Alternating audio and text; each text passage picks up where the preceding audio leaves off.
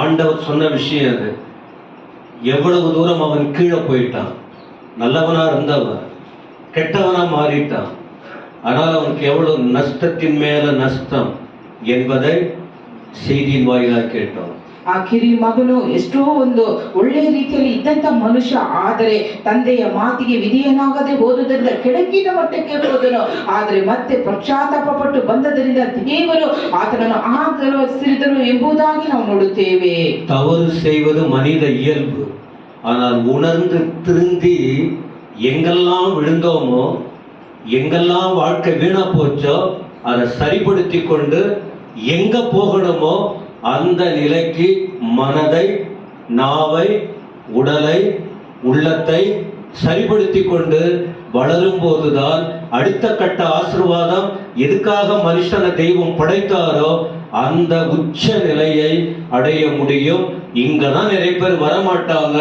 அதற்கு தான் ஆண்டவர் பேசி பேசி பேசி நீ போனமாதான், அதுக்கு முன்னாடியே நீ எப்படியோ போயிட்ட, இப்ப இனி அப்படி இருக்கக்கூடாது, வரும் நாட்களில் உனக்கு வேற மேலான வழி இருக்கு என்பதை இளையகுமாரன் மூலமா உணர்த்தி நம்மோடு பேசுகிறார், ಕற்றுக் கொடுக்கிறார். ಮನುಷ್ಯರಾಗಿರುವಂತವರು ತಪ್ಪು ಮಾಡುವುದುಂಟು, ಆದರೆ ಅದೇ ತಪ್ಪಿನಲ್ಲಿ ನಾವು ಇರಬಾರದು. ಯಾಕೆಂದರೆ ದೇವರ ವಾಕ್ಯಗಳು ನಮಗೆ ಕೊಡಲ್ಪಡುತ್ತದೆ. ಅದನ್ನು ಕೇಳಿ ನಮ್ಮನ್ನು ಒಪ್ಪಿಸಿಕೊಡಬೇಕು. ನಮ್ಮ ಒಂದು ದೃಷ್ಟಿ, ನಮ್ಮ ಮಾತು, ನಮ್ಮ ಬಾಯಿ, ನಮ್ಮ ಹೃದಯ, ನಮ್ಮ ಎಲ್ಲ ಕ್ರಿಯೆಗಳು ಆತನಿಗೆ ತಕ್ಕಂತೆ ಇರಬೇಕು. ಅದಕ್ಕಾಗಿ ದೇವರು ಉದಾಹರಣೆಯಾಗಿ ಈ ಕಿರಿಯ ಮಗನನ್ನು ಕುರಿತು ಬರೆದಿಟ್ಟಿದ್ದಾರೆ. ಆತನು ಯಾವ ರೀತಿ ದೇವರ ಬಳಿಗೆ ಬಂದರೂ ಆ ರೀತಿ ಇರಬೇಕು. ಕೆಟ್ಟು போனவ நல்லவனா திருந்தி வாழணும்னு முடிவு எடுத்த பிறகு அவன் எங்க வந்தாதான் நல்லபடியா இருக்க முடியும்னு யோசித்தான் தெரியுமா? அப்பா வீட்டுக்கு வந்தான். வேற எல்லா இடத்துக்கும் போனா நடக்கிறது இல்லை. எங்க போகணுமோ அங்க போனாதான் அது எப்படி திருந்தி வந்தார், உணர்ந்து வந்தார், பழைய நிலையை மாற்றிக்கொண்டு அப்படி வர வேண்டிய தகப்பன் வீட்டுக்கு வந்தால், அங்க வந்தால்தான் அவனுடைய மேன்மை இருக்கு என்பதை கடந்த வாரத்தில் ஒரு குறிப்பை வைத்து அவன் வரும்போது தகப்பனின் ரியாக்ஷன், தகப்பனுடைய நற்பண்புகள் என்ன அப்படின்னு சொல்லிட்டு ஒரு வார்த்தையை சொல்லி நீங்க 4 குறிப்பையும் ஸ்கிரீன்ல போட்டாங்களா என்னன்னு தெரியல, மடமடமடமன்னு சொன்ன. ஆனா இப்ப அந்த 4 குறிப்பு இல்ல, ಬೇರೆ 4 குறிப்பு. ಆ ಕಿರಿಯ ಮಗನು ಕೆಟ್ಟು ಹೋದನು, ಆದರೆ ಆತನೊಂದು ನಿರ್ಧಾರ ಮಾಡಿಕೊಂಡನು. ನಾನು ನನ್ನ ತಂದೆಯ ಮನೆಗೆ ಹೋಗಿ ಆತನನ್ನು ಕ್ಷಮಾಪಣೆ ಕೇಳಿ ಆತನಲ್ಲಿ ಇರಬೇಕೆಂಬುದಾಗಿ. ಆ ರೀತಿ ಓದೋದರಿಂದ ಆತನ ಕಾರ್ಯ ಏನಾಯಿತು, ತಂದೆ ಏನೆಲ್ಲ ಮಾಡಿದರು ಎಂಬುದಾಗಿ ಕಳೆದ ವಾರಗಳಲ್ಲಿ ಒಂದು 4 ಸೂಚನೆಗಳನ್ನು ಹೇಳಿದ್ದೇವೆ. இன்றைக்கு உள்ள செய்தி தலைப்பு என்ன தெரியுமா? அன்றும் இன்றும். அன்னைக்கும் இன்றைக்கும். எப்பவுமே கடந்த காலத்தை கொஞ்சம் யோசித்தாதான் இந்த நாட்களை எப்படி இருக்கு, எப்படி போய்கிட்டு இருக்கு வாழ்க்கை. போன வருஷத்தை யோசித்தாதான் இந்த வருஷத்துல நம்முடைய வாழ்க்கை சீரா போகுதா, சிறப்பா போகுதா, கீழே டவுனா போகுதான்னு கடந்ததை நினைக்காம முன்னேற்றத்தை நோக்கி, ஒரு நல்ல வளர்ச்சியை நோக்கி மனுஷன் போகவே இது கடவுள் நமக்கு ஞானம் கொடுத்திருக்கிறாரு. எல்லாருக்கும் ஞானம் கொடுத்திருக்கிறாரு. ஆண்களுக்கும் இதுக்கெல்லாம் படிப்பு தேவையில்லை. ஸ்கூல்ல, கல்லூரியில, யூனிவர்சிட்டியில போயிட்டு படிக்கணுங்கிற அவசியம் இல்லை. சபையிலேயே கற்றுக் கொடுக்கிறார். எல்லாருக்கும் அந்த ஞானம் இருக்கு. அன்றைக்கு நம்முடைய வாழ்க்கை நிலை என்ன, இன்றைக்கு எப்படி இருக்கு, இந்த தெளிவிலே வளர்ந்தால்தான் நல்ல நிலையை அடைய முடியும். அப்புறம் இதை சொன்ன பிறகு உங்களுக்கு தெரியலன்னு நான் சொல்ல முடியாது. அதை நீங்க பின்பற்றி வாழ்வது உங்களுடைய காரியம். ಈ ದಿನ ವಾಕ್ಯದ ಮುಖ್ಯಾಂಶ ಏನೆಂದರೆ ಆಗ ಮತ್ತು ಈಗ ಎಂಬುದಾಗಿ. ನಾವು ಪ್ರಾರಂಭದಲ್ಲಿ ಯಾವ ರೀತಿ ಇದ್ದೇವೋ, ಈಗ ಯಾವ ರೀತಿ ಇದ್ದೇವೆ ಎಂಬುದಾಗಿ ನಮ್ಮನ್ನು ನಾವು ಪರೀಕ್ಷಿಸಿಕೊಳ್ಳುವುದಾದರೆ ಮಾತ್ರ ನಮ್ಮ ಜೀವಿತವು ಚೆನ್ನಾಗಿರುತ್ತದೆ. லூக்கா 15:20-24 இன்னைக்கு செய்தி அந்த வசனத்துக்குள்ளதான். லூக்கா 15:20-24. ಈ ದಿನ ಧ್ಯಾನಕ್ಕಾಗಿರುವಂತಹ ವಾಕ್ಯ ಲೂಕನು ಬರೆದ ಸುವಾರ್ತೆ 15ನೇ ಅಧ್ಯಾಯ 20-24 ವಚನಗಳು. 4 வசனத்தையும் படிச்சுட்டா நல்லா இருக்குமே. அப்போ கொஞ்சம் விளக்கி சொல்ல ஈஸியா புரிஞ்சுக்க. நீங்க பைபிள் எடுத்துட்டு வராதவங்களுக்காக ஸ்தோத்திரம் வேணும். அது முதல்ல சொந்த பைபிள் இருக்காது. அது பைபிள் இருந்தா கூட எந்த குப்பை தொட்டி ஓரத்துல இருக்க தெரியாது. இங்க பாருங்க, சர்ச்சு உள்ள இருக்கிற எல்லாரும் வந்து போற இடம்தான் சர்ச்சு உள்ள. என் கை பழுக்காயிடுச்சு, புரியுதுங்களா? சர்ச்சுக்குள்ள இருக்கிற ஒண்ணு எல்லாரும் வந்து போறாங்க. இதை யாரும் பார்க்கறது? இதே போலதான் நம்ம இருதயம் டெய்லி கரைப்பட்டு போகுது, டெய்லி தூசி விழுந்துகிட்டே இருக்கு. அப்போ பைபிள் டெய்லி எடுத்து திறந்து பார்த்தா தானே அந்த அழுக்க துடைக்கிறதுக்கு பார்க்க முடியும். சொல்லுங்க, ஒரு பழைய துணி கொடுங்க. சரி வேணாம், என் கட்சிக்குள்ளே துடைச்சிக்கலாம். பழைய துணி இருக்காங்க? சொல்லுங்க. படிக்க சொன்ன. ಎದ್ದು ತನ್ನ ತಂದೆಯ ಕಡೆಗೆ ಬಂದನು. ಅವನು ಇನ್ನೂ ದೂರದಲ್ಲಿರುವಾಗ ಅವನ ತಂದೆಯು ಅವನನ್ನು ಕಂಡು ಕನಿಕರಪಟ್ಟು ಓಡಿ ಬಂದು ಅವನ ಕೊರಳನ್ನು ಅಪ್ಪಿಕೊಂಡು ಅವನಿಗೆ ಬಹಳವಾಗಿ ಮುದ್ದಿಟ್ಟನು.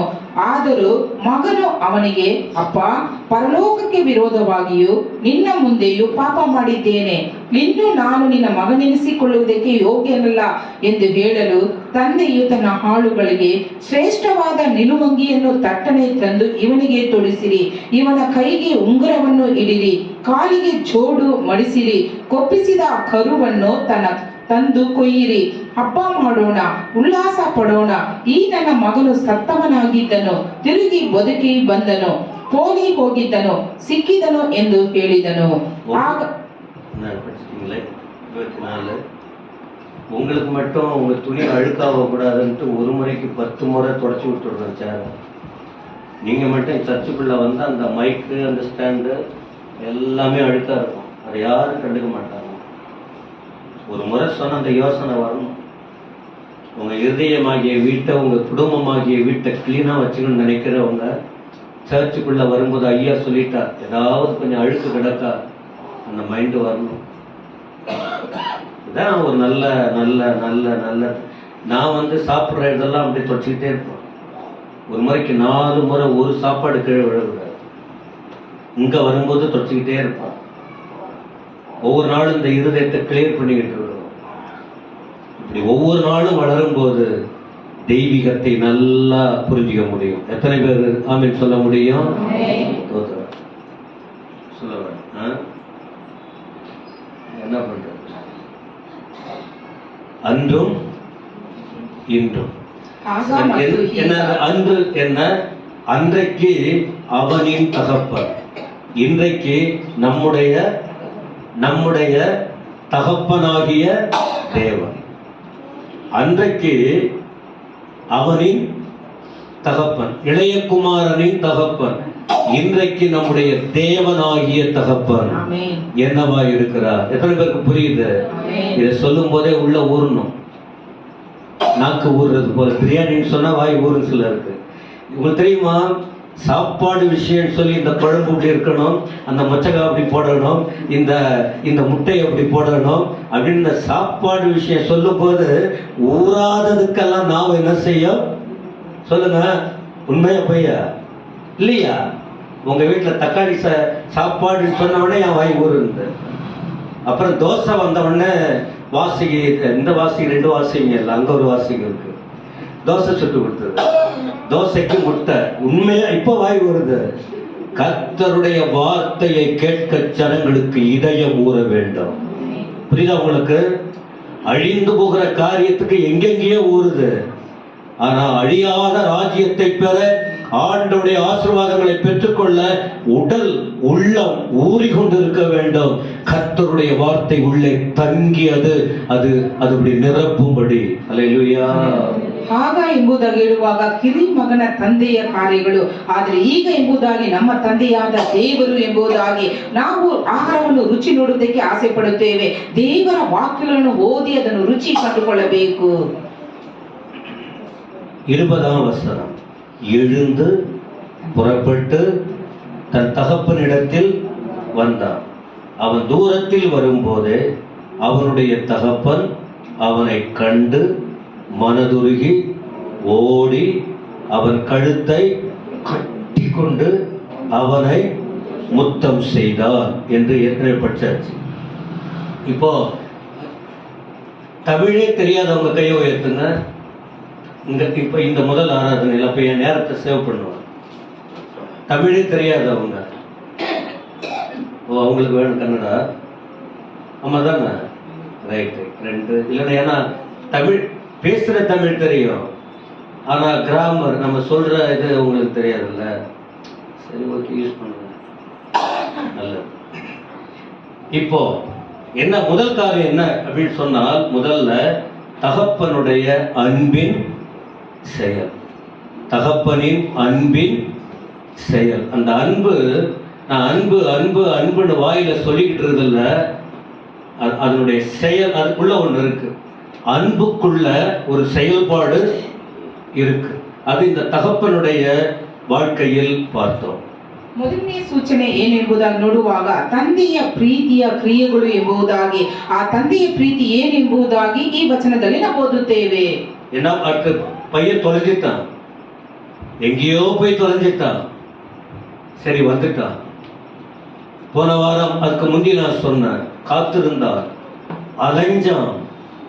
ஓ, அலைஞ்சான், அந்த அலைஞ்சான் இல்ல, தன் பிள்ளைக்காக அலைந்து அலைந்து அலைந்து யோசித்து யோசித்து யோசித்து போதுன்னு போயிடுச்சு. வேற வழி இல்லை.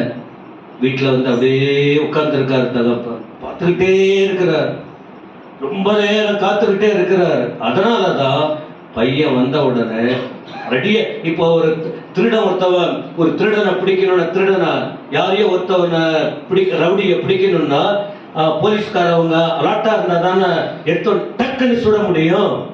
ஆமா தானே? தமிழ்நாட்டில் பண்ணாங்களே, இப்போ உஷாரா இருந்தாதான். அப்ப அதே போல வந்த பிறகு போட்டுட்டு போயிடுவான். அவன் வந்த பிறகு நம்ம ரெடி ஆகணும்னா அவ்வளவுதான், நாம அவுட்டு. நாம உஷாரை எப்பவுமே ஆயத்தமா இருந்தா எதிரியை வீழ்த்த. அத போல தகப்பர் அதே எண்ணம், பார்வை, அவன் எந்த பக்கம் போனா பார்த்துக்கிட்டே இருக்கிறார். சிந்தை, பார்வை, இதயம், என் மகன் வருவான் வருவான் வருவான். தகப்பனுடைய அன்பு பார்த்தீங்களா?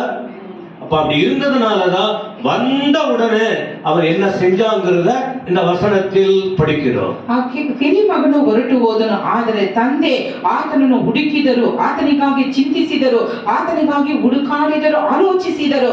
ಆದರೆ ಆತನ ದೃಷ್ಟಿ, ಆತನ ಮಾತು, ಆತನ ಯೋಚನೆ ಯಾವ ರೀತಿ ಇತ್ತು ಎಂಬುದಾಗಿ ನೋಡುತ್ತೇವೆ. இப்ப நான் சொன்னது வசனம் இப்படியே சொல்லிக்கிட்டு இருந்தா நமக்கு தெளிவு கிடைக்குமா? இப்பதான் நாம என்ன பண்ணணும் சொல்றது, இததான் அதிகமா சொல்லி கொடுக்கணும். பைபிளை படிச்சாச்சு, அப்பா எப்படி இருந்தார், பையன் எப்படின்னா சொல்லியாச்சு. இப்ப நாம இதுலதான் நாம உணர்வு பெறுவதற்கு விளக்கம் கொடுக்கிறது. அப்படி சொல்வதை இதான் வெளிப்பாடு. இதை நீங்க பிடிச்சுக்கிட்டு வாழ்ந்தாதான் இந்த ஆசீர்வாதத்தை பெற்றுக்கொள்ள முடியும். பைபிள் படிக்கிறோம் எல்லாரும், அப்பா எப்படின்னா பிள்ளை எப்படி இருந்தான்னு. நான் எங்க இருக்க, நான் எங்க போய்கிட்டு இருக்கிற, எனக்கு இந்த ஆசீர்வாதம் வேணும், நான் என்ன பண்ணணும்? விளங்குதா? அதனாலதான் சர்ச்சுக்கு வந்து, இல்லைன்னா சர்ச்சுக்கு வர வேண்டிய அவசியம் இல்லை. நீங்க வீட்டிலே உட்காந்து பைபிள் படிச்சுக்கிட்டு இருக்கலாம். உங்களை சர்ச்சுக்கு ஆண்டவர் கொண்டு வருகிற நோக்கமே இங்குதான் அந்த வசனத்தின் விளக்கத்தை உங்களுக்கு நமக்கு கொடுத்து நாம் தவறான வழிக்கு போய்விடாமல் சரியான வழிக்கு வர வேண்டும் என்று ஆண்டவர் நம்மோடு கூட இடைப்பட்டுக் கொண்டிருக்கிறார். ತಂದೆಯನ್ನು ಕುರಿತು ಮಗನನ್ನು ಕುರಿತು ನಾವು ಓದುತ್ತೇವೆ, ಕೇಳುತ್ತೇವೆ. ಆದರೆ ಈ ದಿನದಲ್ಲಿ ನನ್ನ ಕಾರ್ಯ ಏನು ಎಂಬುದಾಗಿ ಯೋಚಿಸಬೇಕು. ನಾನು ಎಲ್ಲಿದ್ದೇನೆ, ಎಲ್ಲಿ ಹೋಗುತ್ತಿದ್ದೇನೆ, ಏನು ಮಾಡುತ್ತಿದ್ದೇನೆ ಎಂಬುದಾಗಿ. தகப்பன் என்ன செய்தான்? அந்த இடத்துல 4 காரியம் செஞ்சிருக்கிறான். பார்த்துக்கிட்டே இருந்தான், பார்த்தான், அப்புறம் மன உருக்கம். பையன் போய் தொலைஞ்சான்னு சொல்லிட்டு அவன் நிம்மதி இல்ல, கொஞ்சம் கொஞ்சம் சாப்பிட்டு இருப்பான். உயிர் பிழைப்பதற்கு கொஞ்சம் கொஞ்சம் சாப்பிட்டு இருப்பாரு. ஆனா முழுமையா சாப்பாடு அவருக்கு என்ன செஞ்சிருக்காது. நல்ல தகப்பன தாயா யாருமே சாப்பாடு இறங்காது. பிள்ளைங்க பண்ற அநியாயம், பிள்ளைங்க பண்ற அக்கிரமம், பிள்ளைங்க பண்ற கீழ்ப்படியாம எவ்வளவு சொன்னாலும் நோகடிக்கிற பிள்ளைகளால அப்பா அம்மா தூக்கம் இழந்து, இதை விரிவா சொல்லணும். நம்ம பிள்ளைங்க நீங்க எப்படி இருக்கீங்கன்னு எனக்கு தெரியல. தகப்பனை எவ்வளவு நோகடிக்கிறது. ஆனாலும் பார்த்தான், அப்புறம் மனசு உருகுது. பிள்ளைங்க நல்லா இருக்கும். அதான் ஒரு வார்த்தை சொல்லுவாங்க, பெத்த மனம் பைத்தியம். நீங்கெல்லாம் பெத்த மனம் பித்து பிள்ளை மனம் கல்லு. அதான் கொஞ்சம் கூட நம்ம அப்பாவை அழ வைக்கிறோமே, அம்மாவை அழ வைக்கிறோமே, என் பிள்ளை என் குடும்பம் என்னை பெற்று வளர்த்து உருவாக்கி சாப்பாடு கொடுத்து படிக்க வச்சு அவங்கள ஏதோ சின்ன சின்ன காரியத்துக்காக அவங்கள தலைகுனிய வைக்கிறோமே, நல்ல பிள்ளைகளா இருந்தா இங்க பல வசனத்தை கேட்டு திருந்தணும். அதுக்குதான் கர்த்தர் பேசுறது. லாலாம் பேசிக்கிட்டு இருக்க கூடாது. அது அந்த காலம் இந்த காலம் அதெல்லாம் விட்டுடணும். எல்லாத்துக்கும் ஒரே மனுஷன் தான், ஒரே புத்தி தான், ஒரே பைபிள் தான், ஒரே தேவன் தான். ஏதாவது சொன்னா ஆமா உங்க காலம், ஆமா எங்க காலத்துல நாங்க நல்லா இருந்தோம், உங்க காலத்துல இஷ்டத்துக்கு போகணுமா? ஒழுங்கா இருக்கணும், எல்லாம் போய் சொல்லணும். அதுக்குதான் அழைச்சிக்கிட்டு கோயிலுக்கு வரணும், கோயில உட்கார வந்து வசனத்தை கேட்க வைக்கணும். தோத்துறேன். ಇಲ್ಲಿ 4 ವಿಷಯಗಳು ಬರೆಯಲ್ಪಟ್ಟಿದೆ. ಮೊದಲಾಗಿ ಕಂಡನು, ಕನಿಕರ ಪಟ್ಟನು, ಓಡಿ ಬಂದು ಕೊರಳನ್ನು ಅಪ್ಪಿಕೊಂಡನು ಎಂಬುದಾಗಿ. இதுக்குள்ளேயே சுத்திக்கிட்டு இருக்க விரும்பல. 5 குறிப்பு அட்லீஸ்ட் ஒரு 10 நிமிஷம் அல்லது ஒரு 5 நிமிஷம், ஒரு 8 நிமிஷமாவது ஒரு வசனத்தை வியாக்கியானம் பண்ணணும், நேரத்தோடு முடிக்கணும். இந்த ஆராதனை 2.5 மணி நேரம். ஒருவேளை 10-15 நிமிஷம் போகுது, மற்றவங்க எல்லாம் பேசும்போது நானும் வசனத்தை வியாக்கியானம் பண்ணி கேட்கும் போதுதான் கர்த்தருடைய நடத்துதலை புரிந்து கொள்ள முடியும். சத்தமாக சொல்லுங்க. ದೇವರ ವಾಕ್ಯಗಳನ್ನು ಓದುವುದು ಮಾತ್ರ, ಕೇಳುವುದು ಮಾತ್ರವಲ್ಲ, ಅದರಲ್ಲಿರುವಂತಹ ಅರ್ಥವನ್ನು ನಾವು ತಿಳಿದುಕೊಳ್ಳಬೇಕು. ಸಮಯವನ್ನು ನಾವು ನೋಡಬಾರದು. அப்ப இவர் முத்தம் எதற்கு அடையாளம்? இப்ப இந்த இதுதான் பார்த்தாரு. சிலர் பார்த்துட்டு அப்படியே திருப்பிக்குவாங்க. ஒருவேளை பிள்ளை வீட்டுக்குள்ள வருதுன்னு வச்சுங்க, இப்படி உட்கார்ந்து பார்த்துக்கிட்டே இருந்திருக்கும். சிலது அப்படியே இப்படி திருப்பிக்கும். அந்த அப்பா நல்ல அப்பா சொல்லுங்க, அப்படியே திருப்பிக்கிறது.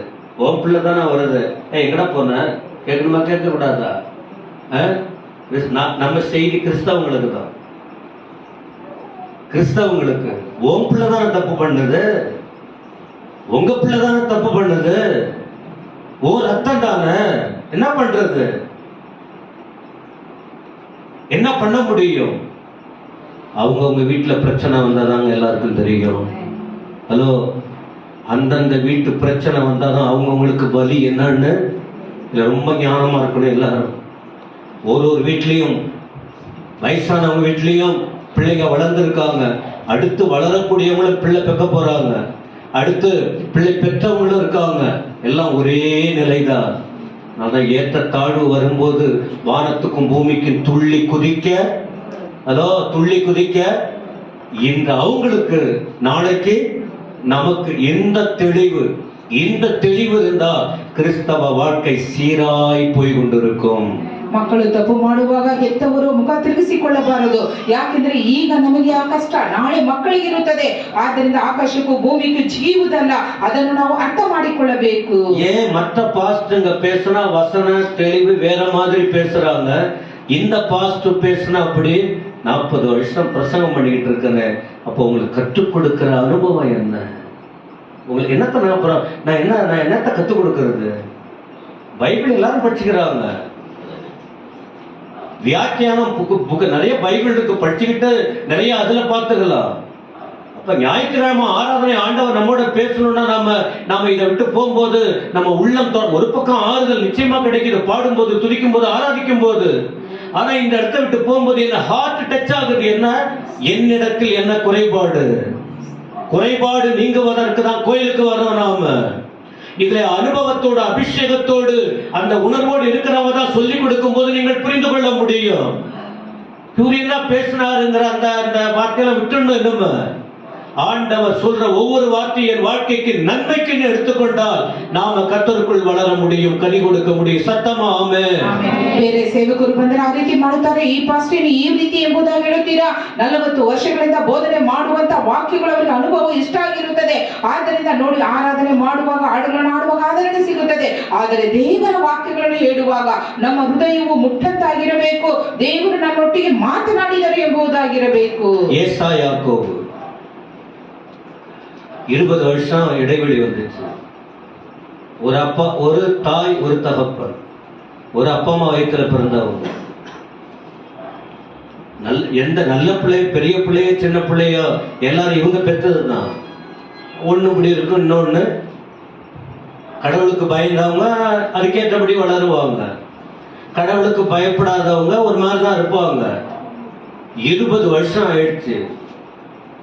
இப்போ 2 பேர் உள்ளமும் கொதிக்கிற பிள்ளைகள், பெற்றோர் வேற. ஏசா யாக்கோபு. 20 வருஷத்துக்கு பிறகு யாக்கோபு ஜெபம் பண்றாரு. அவர் உள்ள ஏங்குது, அண்ணனை பார்க்கணும், சொந்த வீட்டுக்கு வரணும். போனாங்க, 2 பேரும் கட்டி பிடிச்சாங்க, முத்தமிட்டாங்க, அழுதாங்க. இதாங்க அன்பு. அவன் பண்ணதையே பேசிக்கிட்டு,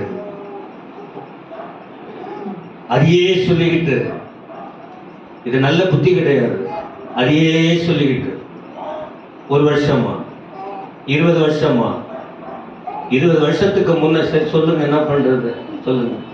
ಏಸಾವನು ಮತ್ತು ಯಾಕೋಬ ಅಣ್ಣ ತಮ್ಮಂದಿರಾಗಿದ್ದರು. ಒಬ್ಬನು ಕೆಟ್ಟವನಾಗಿರುತ್ತಾನೆ, ಒಬ್ಬನು ಒಳ್ಳೆಯವನಾಗಿರುತ್ತಾನೆ. ಆದರೆ ಏಸಾವನನ್ನು ಮೋಸ ಮಾಡಿ ಯಾಕೋಬನು ಹೊರಟು ಹೋದನು 20 ವರ್ಷಗಳ ಅಂತರ. ಆದರೆ ಆತನಿಗೆ ಪ್ರಾರ್ಥನೆ ಮಾಡುತ್ತಾನೆ ಯಾಕೋಬನು ದೇವರ ಬಳಿಗೆ. ಒಬ್ಬರೊಬ್ಬನು ಸಂಧಿಸುವಾಗ ಅಪ್ಪಿಕೊಂಡು ಮುದ್ದಿಟ್ಟನು, ಅವರಿಬ್ಬರು ಕಣ್ಣೀರು ಸುರಿಸಿದರು ಎಂಬುದಾಗಿ ದೇವರ ವಾಕ್ಯದಲ್ಲಿ ಬರೆಯಲ್ಪಟ್ಟಿದೆ. ஆதியாகமம் 33 தான் சொல்லிக்கிட்டு இருக்காங்க. 33:4. ಆದಿಕಾಂಡ 33:4ನೇ ವಚನ. 2 பேரும் சந்திக்கிறாங்க. கவனிக்கிறீங்களா? ஜெபிக்கிறவன் தான் சமாதானத்தை விரும்புவான். ஆனா ஜெபிக்காதவனுக்கும் ஒரு ஒரு ஒரு நீதிமான் வயிற்றுல, நீதிமான் அந்த குடும்பத்துல பிறந்தவன், அவன் மனசாட்சி கண்டிப்பா துரோகமா இருக்காது. ஏசா வழி தவறி போச்சு, ஏசா வழி தவறிடுச்சு. ஆனா உள்ளத்தில் அண்ணன் தம்பி உறவு துண்டிக்கப்படவில்லை. ஒரு முறை தான் தாய் வயிற்றுல பிறந்தாச்சு, பெண்ணும் ஆணும். ஒரு முறை தாய் வயிற்றுல பிறந்தாச்சு, அது பெண் பிள்ளையா இருக்கட்டும், ஆண் பிள்ளையா இருக்கட்டும், அப்பா அப்பா தான், உடன்பிறப்பு தான். விரோத மனப்பான்மை வரும், இடம் கொடுக்க கூடாது. வீட்டுக்குள்ள போகிற மருமகள்கள் அண்ணன் தம்பி உறவை துண்டிக்க கூடாது. நிறைய இடங்களை நம்ம பார்த்துக்கிட்டு இருக்கோம். நல்லா அண்ணன் தம்பிங்க நல்லா நான் அவை வண்ண வருது, தப்பா எடுத்துக்காதீங்க, பொதுவா வர்ற வார்த்தை.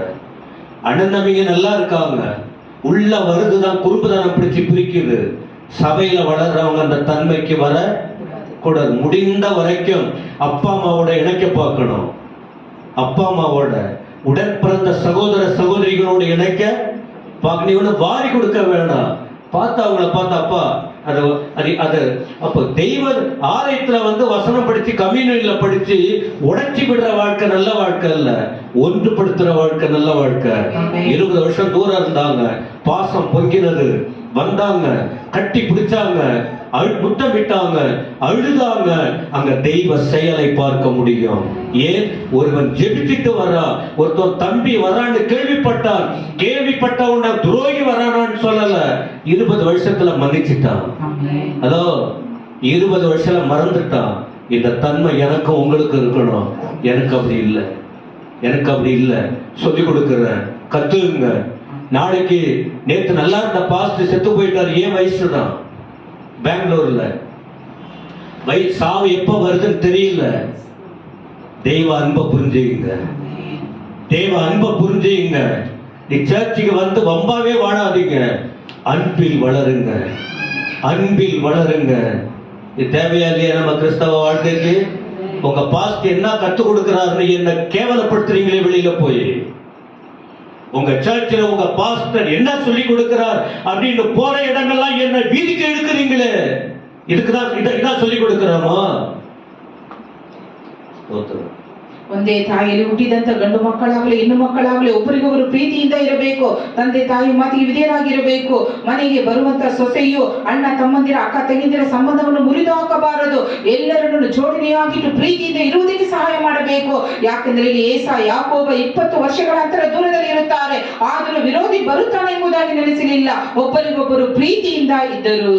இந்த முதல் குறிப்பு அறிந்த நீங்கள் கண்டினியூ பண்ண போறீங்களா?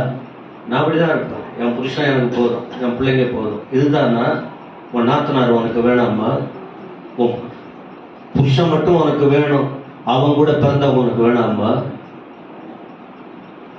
எனக்கு பேச உரிமை இருக்கு. ஒழுங்கா சொல்ல, ஒழுங்கா குடும்பத்தை கட்டுறதுக்கு முயற்சி பண்ணுங்க. ஒழுங்கா குடும்பங்களை இடிக்கிறத விட்டுருங்க. குடும்பத்தை இடிக்கிற செயலை விட்டுருங்க. பெரியவங்களும் ஞானமா சொல்லிக் கொடுங்க. பெரியவங்களும் குறும்ப கத்துக் கொடுக்காதீங்க. பிள்ளைகளும் புரிந்து கொள்ளுங்க. அடுத்த ஒரு பிறப்பு இல்லை, பிறந்தாச்சு. அந்த பிறப்பை நல்லபடியா மதிச்சு வாழ கத்துக்கொள்ளுங்க. இதான் உண்மை கிறிஸ்தவம். இதான் பைபிள் வார்த்தைகள். இதுக்குதான் கர்த்தர் நம்மளை ரட்சித்து கொண்டு வந்து கற்றுக்கொள்ள வைக்கிறார். எத்தனை பேருக்கு இந்த வார்த்தை விளங்குது? பிடிச்சா அப்படி விடு, நான் அந்த பிசினஸ் எல்லாம் இல்ல. இதான் சத்தியம், இதான் பைபிள். இப்படிதான் வாழணும் நாம. இன்றைக்கு என் உடன்பிறப்புகள் ஏழைங்க தான் எங்க குடும்பம். பசிப்பட்டியல் நல்லா தான் இருக்காங்க அப்படின்னா அந்த ஒண்ணு ஓஹோன்னு இல்லை. இன்றைக்கு நாங்கள் 7 குடும்பமும் ஒற்றுமையா இருக்கிறோம். ஒற்றுமையா இருக்கிறோம். எல்லா பிள்ளைகளும் அன்பா இருக்காங்க. நாங்கள் அன்பா இருக்கிறோம், உங்களுக்கு சொல்லி கொடுக்கிறோம். ತಂದೆ ತಾಯಿಗಳು ಮಕ್ಕಳಿಗೆ ಒಳ್ಳೆಯದನ್ನು ನಾವು ಹೇಳಿಕೊಡಬೇಕು. ಅವರಿಗೆ ಒಬ್ಬರಿಗೊಬ್ಬರು ಅಸೂಯೆ ಉಂಟಾಗುವಂತ ಕೆಟ್ಟ ಕಾಲನ್ನು ಹೇಳಿಕೊಡಬಾರದು. ಮನೆಗೆ ಬಂದಿರುವವರು ಕುಟುಂಬವನ್ನು ಮುರಿದು ಹಾಕಬಾರದು. ನಾದಿನಿ ಮೈದ ಕುಟುಂಬದವರು ಎಲ್ಲ ಒಟ್ಟಾಗಿ ಇರಬೇಕೆಂಬುದಾಗಿ ಬೋಧಕರ ಕುಟುಂಬದಲ್ಲಿ ಈಗ ನೋಡುವುದಾದ್ರೆ 7 ಕುಟುಂಬವು ಅನ್ಯೋನ್ಯತೆಯಿಂದ ಐಕ್ಯತೆಯಿಂದ ಇದೆ. ಆದ್ದರಿಂದ ನಮಗೆ ಹೇಳಿಕೊಡುತ್ತಾರೆ. யோவான் 3:16 ஆண்டவர் மட்டும் இந்த அன்பை நமக்கு அன்று அந்த தகப்பன் செயல் கண்டு மனதுருகி ஓடி முத்தமிட்டான். அன்று அந்த தகப்பன். ஆனால் இன்றைக்கும் நம்முடைய தகப்பன் அன்று தொடங்கி இன்று வரைக்கும் பரலோகத்திலிருந்து அந்த அன்பு பொழிந்து கொண்டே இருக்கிறது. யோவான் 3:16 நம்ம மேல அன்பை கொடுத்திருக்கிறாரு. நம்ம நல்லவங்க அல்ல, நம்மள நல்லவங்க அல்ல. இன்னைக்கும் கெட்டவங்க தான், இன்றைக்கும் கெட்டவங்க தான். அந்த அன்பு நம்மளை புறம்பே தள்ளல. புரிஞ்சுக்கிட்ட அன்பில் வளருங்க. தகப்பனின் அன்பு அன்புதான். மற்றவன் விட்டுருவான். அப்பாவுடைய அன்பை புரிஞ்சுங்கப்பா. தெய்வத்தின் அன்பை புரிந்து கொள்ளுங்க. ಅನ್ಬಿಲೆ ಬಳರುಗ. ತಂದೆ ಮಗನನ್ನು ಕಂಡು ಕಣಿಕರಪಟ್ಟು ಓಡಿ ಬಂದು ಅಪ್ಪಿಕೊಂಡು ಮುದ್ದಿಟ್ಟನು. ಆದರೆ ಈಗ ತಂದೆಯ ಪ್ರೀತಿ ಯಾವ ರೀತಿ ಇದೆ? ಯೋಹಾನ ಬರೆದ ಸುವಾರ್ತೆ 3ನೇ ಅಧ್ಯಾಯ 16ನೇ ವಚನದಲ್ಲಿ ದೇವರು ಲೋಕದ ಮೇಲೆ ಎಷ್ಟೋ ಪ್ರೀತಿಯನ್ನು ತನ್ನ ಒಬ್ಬನೇ ಮಗನನ್ನು ಕೊಟ್ಟನು. ಯಾರಿಗಾಗಿ? ನಮಗಾಗಿ, ನಾವು ಕೆಟ್ಟು ಹೋಗದಂತೆ ಇರುವುದಕ್ಕಾಗಿ. இரண்டாவது ஒரு காரியம், மன்னிக்கும் அன்பின் இருதயம். இரண்டாவது ஒரு குறிப்பு, அன்புதான். அங்க ஒரு இருதயம் இருக்கு. அந்த இருதயத்துல என்ன? மன்னிக்கிற தன்மை, மன்னிக்கும் தன்மை. என்னோட பழகினவங்களுக்கு எல்லாருக்கும் தெரியும். ஐயா மேடையில மட்டும் பேசுறாரு, ஆனா நிறைய பேரை மன்னிக்கல. ஒரு ஆள் சொல்ல முடியாது. குறும்பு பிடிச்சிதான் பேசிக்கிட்டு இருக்கோம். நம்மளை புரிஞ்சிக்காம, நம்மோட பழகாம, நம்மளை வித்தியாசமா பார்க்கறதுங்க தான் முன்னால பின்னால பேசிக்கிட்டு இன்னும் கலகம் பண்ணுமே தவிர, என்னோட பழகி என்னோட நடக்கிறவங்களுக்கு என் குணம் என்னன்னு தெரியும். மன்னிக்கும் இருதயம். இந்த தகப்பன் கிட்ட அன்ப அவர் எப்படி வெளிப்படுத்துறாரு? மன்னிப்பிலே வெளிப்படுத்துகிறார். தகப்பன் கிட்ட மன்னிக்கும் இருதயம் இருந்தது. ಎರಡನೇದಾಗಿ ಕ್ಷಮಿಸುವಂತ ಹೃದಯ ತಂದೆಯ ಬಳಿಗೆ ಇತ್ತು. ಯಾವ ರೀತಿ ಆತನು ಪ್ರೀತಿ ಮಾಡಿದನೋ ಅದೇ ರೀತಿ ಕ್ಷಮಿಸಿದರು. என்ன பாக்குறீங்க? எப்படி அது? 21ஆம் வசனம். குமாரன் தகப்பனை நோக்கி, தகப்பனே, பரத்துக்கு விரோதமா, உமக்கு விரோதமா பாவம் செஞ்சிட்டேன், செய்து இனிமேல் உம்முடைய குமாரன் என்று சொல்லப்படுவதற்கு நான் பாத்திரன். சரியான மனம் திரும்புதல் இதான் வேணும் இன்னைக்கு எனக்கும் உங்களுக்கும். சரியான மனம் திரும்புதல். தூரம்லாம் நிக்க கூடாது. வர வேண்டிய இடத்துக்கு வந்துடணும். வந்து இதை போல சொல்லணும், நான் தப்பு பண்ணிட்டேன். ஏன்னா அவங்கவுங்க மனசுக்கு நன்றாகவே குடும்பத்துக்கு விரோதமான செயல், பரத்துக்கு விரோதமான செயல், எதுல நாம தவறி போனோங்கிறது நமக்கு நன்றாக தெரியும். உணர்ந்து வர வேண்டிய இடத்திற்கு வந்துவிட வேண்டும். வந்து அறிக்கையிடுறது இந்த இடத்துல பார்க்கிறோம். அவர் சொல்றார், பையன் சொல்றான், பண்ணிட்டேன் உங்களுக்கு முன்னாடியும் ஆண்டவருக்கு விரோதமாகவும். ஆனா முந்தைய விஷயம் வேற, இப்போ உன் பிள்ளைன்னு சொல்றதுக்கு எனக்கு தகுதியே, எனக்கே மனசாட்சி இல்லை. உங்க அன்புக்கும் ஏன் வாழ்க்கையின் தன்மைக்கும் பார்க்கும்போது எனக்கு அவ்வளவுதான். எனக்கு ரொம்ப மாதிரி அருவருப்பா தெரியுது, அருவருப்பா தெரியுது. நல்லா படிங்க, வசனத்தை படிச்சு தியானிங்க. இந்த செய்தி நம்முடைய வாழ்க்கையை மாற்றுவதாக. நல்ல சிந்தனையை நோக்கி வளர ಪರಿಶುದ್ಧ ಆವಿಯಾನವರು ಕ್ರಿಯೆ செய்வாராக. ಅಪ್ಪ, ಪರಲೋಕಕ್ಕೆ ವಿರೋಧವಾಗಿಯೂ ನಿನ್ನ ಮುಂದೆ ಪಾಪ ಮಾಡಿದ್ದೇನೆ, ಆದರೂ ಇನ್ನು ನಾನು ನಿನ್ನ ಮಗನೆನಿಸಿಕೊಳ್ಳುವುದಕ್ಕೆ ಯೋಗ್ಯನಲ್ಲ ಎಂಬುದಾಗಿ ಆ ತಂದೆಯ ಬಳಿಗೆ ಕ್ಷಮಾಪಣೆ ಕೇಳುತ್ತಾರೆ. ಈಗ ಸಹ ನಾವು ಎಷ್ಟೋ ಸಾರಿ ಸಭೆಯನ್ನು ಸೇವೆಯನ್ನು ಬಿಟ್ಟು ದೂರ ಹೋಗಿರುತ್ತೇವೆ. ದೂರ ಇರುವುದು ಬೇಡ, ಇನ್ನು ಹತ್ತಿರ ಬಂದು ದೇವರ ಬಳಿಗೆ ಸರಿಯಾದ ಕ್ಷಮಾಪಣೆಯನ್ನು ಕೇಳಿ ಆತನಿಂದ ಹೊಂದಿಕೊಳ್ಳೋಣ. கவனிக்கிறீங்களா? உணர்ந்து வர வேண்டிய இடத்துக்கு வந்துட்டான்னு சொன்ன பாருங்க, வந்துடணும். ஸ்தபனா நிக்க கூடாது.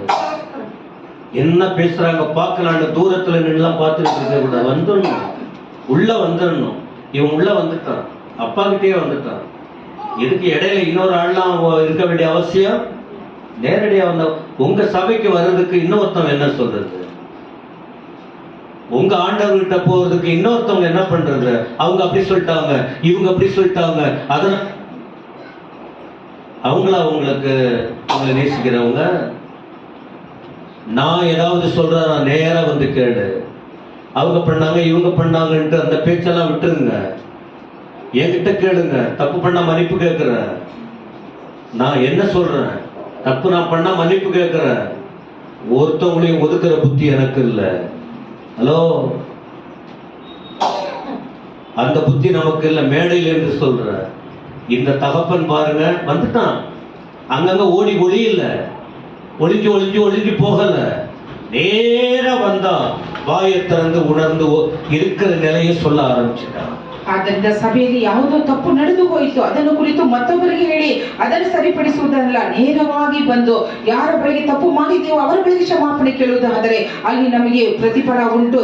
ಈ ತಂದೆಯ ಬಳಿಗೆ ಮಗನು ಓಡಿ ಬಂದನು, ಕ್ಷಮಾಪಣೆ ಕೇಳಿದನು, ಉತ್ತರವನ್ನು ಪಡೆದುಕೊಂಡನು. ஆனா அப்படி வந்து நேரா சொல்லுங்கிறதுனால மன கஷ்டமா பேசக்கூடாது.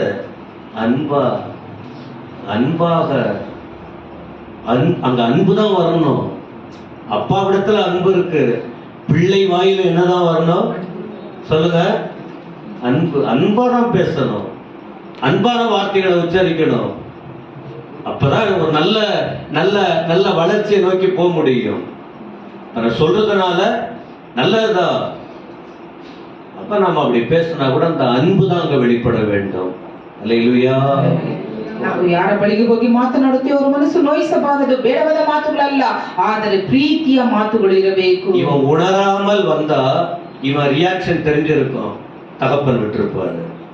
இவன் உணர்ந்து வந்ததுனால அவன் பாடு, அவன் வேதனை, அவன் சூழ்நிலையெல்லாம் தகப்பன் புரிஞ்சு, தகப்பனுக்கு எப்போ அந்த பாரம் இருக்கும் பிள்ளைகளை குறித்த காரியம்.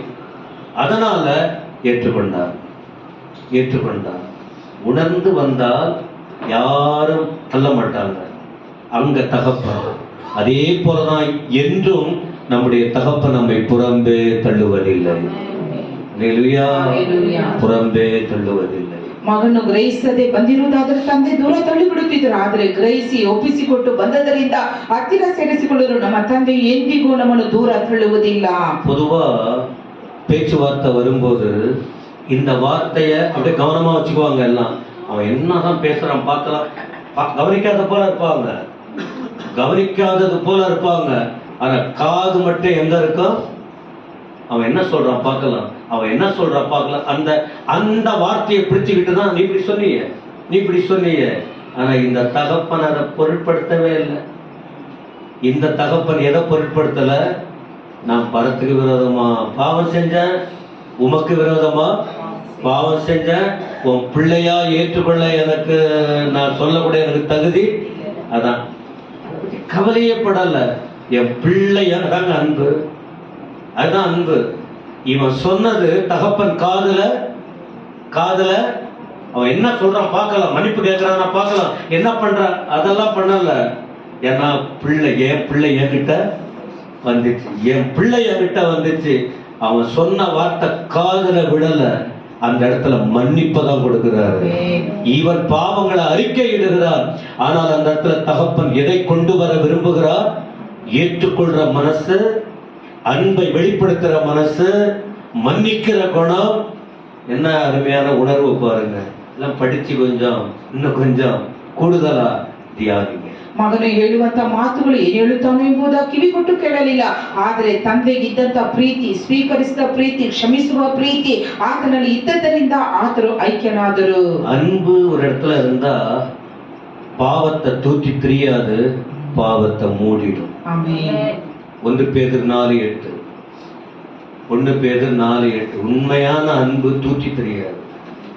10 பேருக்கு முன்னால போய் என் பையன் கெட்டு போயிட்டா, என் பையன் கெட்டு போயிட்டா, என் பையன் இப்படி பண்ணிட்டான்னு போய் வெளியில சொல்லிக்கிட்டெல்லாம் இருக்க மாட்டாங்க. அன்பும் அதே தான். புருஷனா இருந்தாலும் புருஷனை போட்டு தூத்தி தெரிய மாட்டாங்க, மனைவியை தூத்தி தெரிய மாட்டாங்க, தன் குடும்பத்தை உங்களுக்கு தான் அவமானம். உன் புருஷனை வெளியில சொன்னா, உன் மனைவியை வெளியில சொன்னா, உங்க பிள்ளைகளை வெளியில சொன்னா அவமானம் யாருக்கு சொல்லுங்க? அவமானம் யாருக்கு? அன்பு திரளான பாவங்களை மூடும். அன்பு திரளான பாவங்களை மூடணும். நம் முதல்ல வீட்டுல பழகுனா வெளி விஷயங்கள்லயும் அதை பழகிடுவோம். நம்ம வீட்டு காரியத்தையே தூக்கி திரிகிற அளவுக்கு இருந்தால் அப்புறம் வெளியில உள்ள விஷயங்களை கரும்பிலும் கரும்பு மென்னு மென்னு மென்னு மென்னு அப்படியே துப்ப வேண்டியதுதான். ஈங்க எறும்புகள்லாம் உட்கார்ந்து அந்த இடத்த மோசம் பண்ண வேண்டியதுதான். தெய்வ அன்பு உங்களுக்குள்ள இருக்கா? வீட்டுல பழகுங்க. என் புருஷன் தப்பு பண்றாரு, நான் நேசிப்பேன், ஜெபம் பண்ணுவேன், சரிப்படுத்திடுவேன். என் மனைவி அப்படிதான் இருக்கிறா, எங்களுக்குள்ள நாங்க ரெடி பண்ணிடுவோம். என் பிள்ளைகளும் சரியில்லைதான், நாங்க பார்த்துக்கிறோம். 3வது ஆள் உங்களுக்கு தெரிஞ்சா கூட மற்றவங்கிட்ட போய் அது கிறிஸ்தவம் இல்லை, அது கிறிஸ்தவம் இல்லை. உங்களுக்கு தான் தலை குனியும். நல்லா கேட்டுக்கிட்டு கடைசியில உங்க வீட்டுக்கு விஷத்தை நீங்களே கலக்குறீங்க. மாமியாரை பற்றியும் மருமகளை பற்றியும். இதெல்லாம் வேணாம், விட்டு தொலைங்க. இதெல்லாம் வளர்ச்சி இல்லை, இது நல்ல அனுபவம் இல்லை. கர்த்தர் இடைப்படுறாரா படலையா? பல முறை கர்த்தர் பேசி இருக்கிறார். இன்னைக்கு இந்த சப்ஜெக்டை வச்சு கர்த்தர் பேசுறாரு எனக்கும் உங்களுக்கும். 1 ಪೇತ್ರ 4:8 ಪ್ರೀತಿಯು ಬಹು ಪಾಪಗಳನ್ನು ಮುಚ್ಚುತ್ತದೆ ಎಂಬುದಾಗಿ. ನಮ್ಮ ಮನೆಯಲ್ಲಿ ಗಂಡನಾಗಲಿ ಹೆಂಡತಿಯಾಗಲಿ ಮಕ್ಕಳಾಗಲಿ ತಪ್ಪು ಮಾಡುವಾಗ ಅದನ್ನು ಹೊರಗೆ ಹೋಗಿ ಪ್ರಚಾರ ಮಾಡಬಾರದು, ಅದು ನಮಗೆ ಅವಮಾನ. எபேசியர் 4:32. எதுக்கு இதெல்லாம் ஆண்டவர் எழுதி வைத்திருக்கிறார்? அதுக்குதான் நீங்க வரும்போது பைபிள் எடுத்து பார்க்கணும். நம்முடைய வசனம் நமக்கு தெளிவா கற்றுக் கொடுக்கும்.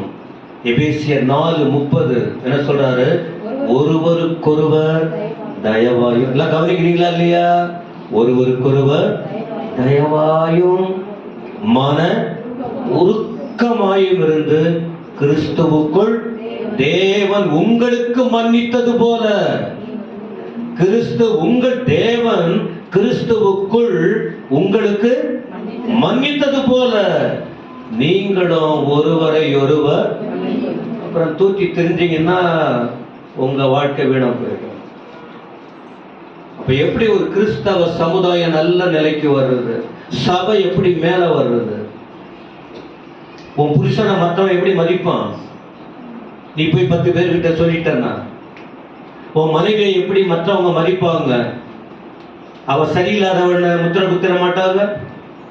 உங்க பிள்ளைகளை பத்தி வெளியில போய் சொல்றீங்களே, நிறுத்துங்க. ஜெபம் பண்ணு. முதல்ல வீட்டுல உள்ளவங்களை நீ மன்னிக்க கற்றுக்கொள். சபையில உள்ளவங்களை ஏன் வீட்டுல குறைபாடு இல்லைன்னு சொல்ல மாட்டேன், நான் மன்னிக்கிறேன், சொல்லிக் கொடுக்கிறேன். கோபப்படல, பொறுமையா பேசுறேன். அதுல அவங்க புரிஞ்சுக்கணும்னு. ஏன்னா மனுஷன் ஏதாவது ஒரு வார்த்தையில தவற வாய்ப்பு இருக்கு. கோபப்படல. கோபம் போலையும் காட்டுல வீட்டுல உள்ள தலைவன் கோபம் போல என்ன பண்ணிக்கிட்டு இருக்கீங்க சொல்லணும். ஆனா உள்ளத்துல அன்பையும் பொறுமையும் கொண்டு வரணும். உட்கார்ந்து இருக்காங்க, கேளுங்க. அவங்கள வச்சுக்கிட்டு தான் பேசுறேன், இங்க உட்கார வச்சுக்கிட்டு தான் நேரா பேசுறேன். நீங்களும் அப்படி பழகுங்க. கொஞ்ச காலம் வாழ போறோம். நம்ம குடும்பத்தை கர்த்தர் காத்துக்கொள்ளணும், அன்பா இருக்கணும். அல்லேலூயா. இவன் எதையுமே கண்டுக்கல இந்த தகப்பன். அது போல நாம கிறிஸ்து ஏன் பாவத்தை மன்னித்தார்? நிறைய விளக்கமா சொல்லலாம் இந்த குறிப்பையே. ஏன்னா அவ்வளவு வார்த்தை உள்ளத்துல இருக்கு. பேச ஆரம்பிச்சா வார்த்தைங்க வந்துகிட்டு இருக்கு. என்ன பண்ணுறது, கொஞ்சம் கொஞ்சம் தான் சொல்லணும். அந்த குறிப்பையும் புரிந்து கொள்ளுங்க. ಎಫೆಸದವರಿಗೆ 4:32 ನೋಡುತ್ತೇವೆ, ಒಬ್ಬರಿಗೊಬ್ಬರು ಉಪಕಾರಿಗಳಾಗಿಯೂ ಕರುಣೆಯುಳ್ಳವರಾಗಿಯೂ ಕ್ಷಮಿಸುವವರಾಗಿಯೂ ಇರ್ರಿ, ದೇವರು ನಿಮಗೆ ಕ್ರಿಸ್ತನಲ್ಲಿ ಕ್ಷಮಿಸಿದಾನಲ್ಲ.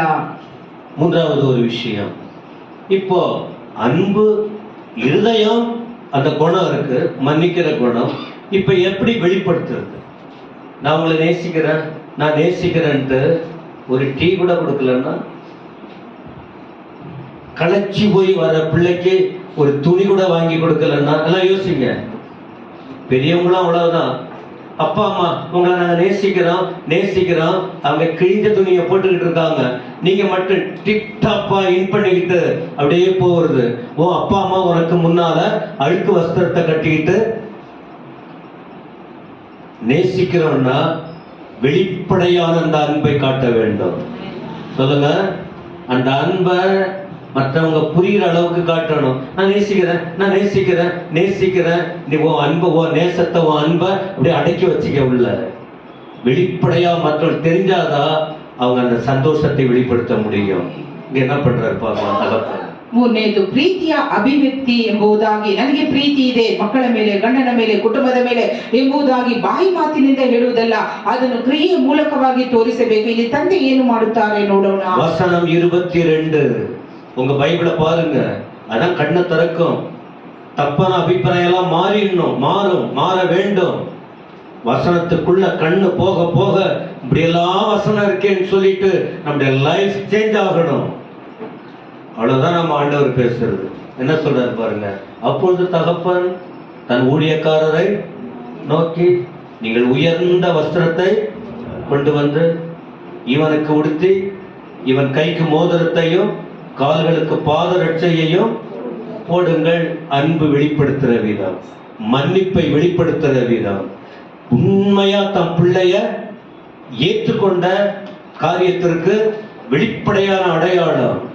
உள்ளே வச்சுக்கிறது இல்ல, வெளிப்படையா சிலதை காண்பிக்க வேண்டும். அன்பா இருக்கிறோன்னு சொன்னா அந்த அன்பை வெளிப்படுத்த வேண்டும். ತಂದೆಯ ನಿಜವಾದ ಪ್ರೀತಿ, ಕ್ಷಮಿಸುವಂತ ಕಾರ್ಯಗಳು ಏನೆಂಬುದಾಗಿ ಹೃದಯದಲ್ಲಿ ಇಟ್ಟುಕೊಳ್ಳುವುದಲ್ಲ, ಅದನ್ನು ಹೊರಗೆ ತೋರಿಸುತ್ತಾರೆ. சரி, என்ன சொன்னாரு?